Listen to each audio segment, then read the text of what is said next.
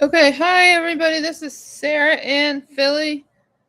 I'm going to tell you a story from 1999 when I lived in Germany 4 years. So I was an exchange student, and there was a European tour for the exchange students in Germany. And we took a coach bus, and one of our stops was in Budapest, Hungary.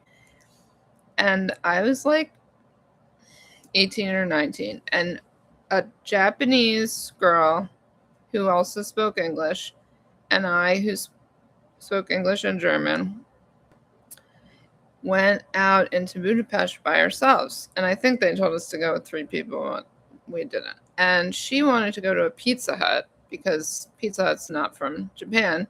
So I said, okay. And we went to a Pizza Hut and sat upstairs.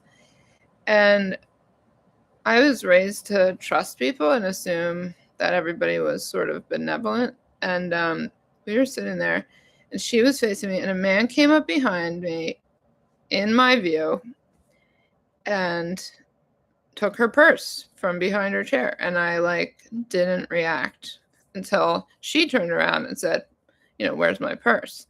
So her purse had her passport in it, and her ID, and her money, and whatever. So we went downstairs and told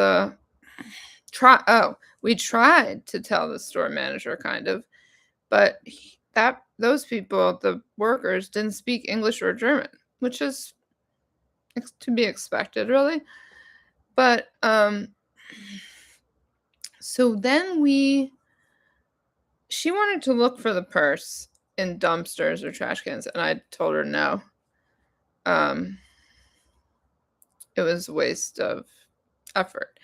But we walked all around that city. We went through market squares. We talked to security, police type people.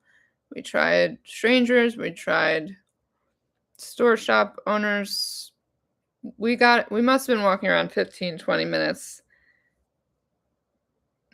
or more, and nobody spoke English or German. So Hungary, probably back in the day, they may have learned Russian or German in school, but that was back in the day, and those things aren't required. Or maybe there's English, but it's kind of like when we have French in high school. It's not the kind of thing you can use when you're an adult.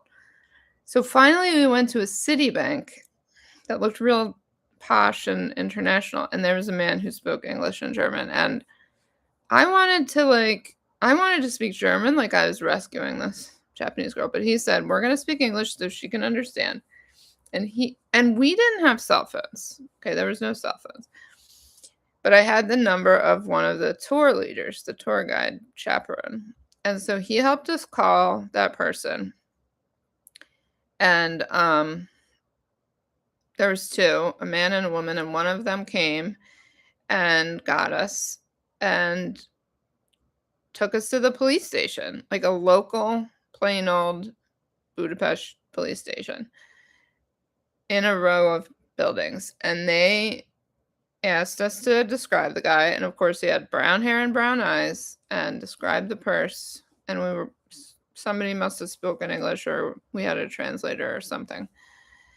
And we sat in there for a while. Like, it would be like going to a small police station in the 39th district. Like, it was just a regular police station. And then we had filed that report. We went to the Japanese embassy in Budapest, Hungary, which was amazing. And I studied Japanese for years, so I understood what was going on to some extent. And I just felt like we didn't go to the attractions. We went to the I was in the Japanese embassy in Budapest. And so was this girl, and she must have been like 16 or 17. And she was petite. And I did feel like a little protective of her, because I had been in Germany and Europe much longer than her. And she had just gotten there like a few weeks before, and then went on this tour. And so the second tour guide, the woman, stayed with her in Hungary, and the Japanese embassy got her a temporary passport within like 24 hours.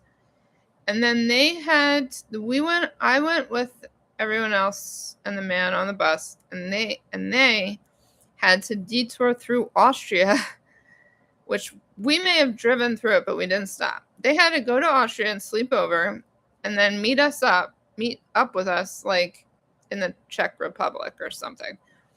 The next stop. And that was wild. That night, the night of the going to the embassy, her and I stayed in so then we met up with the group at night, and there was a thing on a boat, there was a boat in like a little inlet of the Danube River, and there was like a party for everybody. And I was like really pretty stressed by them. Like I was not in a party mood.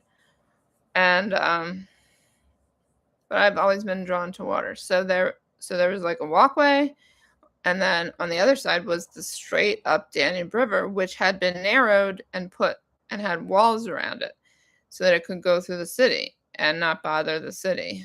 And it was fast and deep and wavy and strong. And there were steps going down for some reason. And I walked down 3 or 4 of those steps, and I felt the Danube River push me and pull me and swirl around me. And then I thought, if I take one more step, I will be swept away. And I stood there for a while, and I felt it where I was, and then I went back up soaking wet, which was a frequent theme on this trip for me. And that, standing in the Danube River on the steps in the middle of Budapest when the river was encased in concrete, basically. I will never forget that. And it was cold water, and I had been in it up to my, up to the top of my thighs, or maybe even my waist. And that was wild. And then I went back on the ship. Everybody thought I was an absolute lunatic, which I get that from an outside perspective, but I felt both alive and distressed and like agitated and awakened. Like the power of the river and the power of being able to walk around a city I had never been in, and I didn't speak barely. I think I had a couple words in Hungarian. We didn't have Google Translate back then, and we changed countries so fast, nobody understood the currency or, anything. And I think I learned how to say thank you, best case scenario. But I felt powerful, and I've done that in different cities. And then when I go around in an English-speaking city, I just don't even react. Like it could be a city I've never been in. But I'm also really grateful. Like I'm really fortunate and grateful. My parents helped me go on that trip, and my life, it wasn't an easy trip. Living in any place for a year is not a vacation. And I've separated from my home and my friends and my family, and we didn't have instant communication back then. But I will always be able to draw on the strength I finally gained from that after the fact. So that's the story of when I almost drowned in the Danube River. But I really feel that the Danube River, I listened, or I felt, and it told me, don't step one more step. Do not come in, because it's not your time. And I'm glad that when I was 18, it wasn't my time.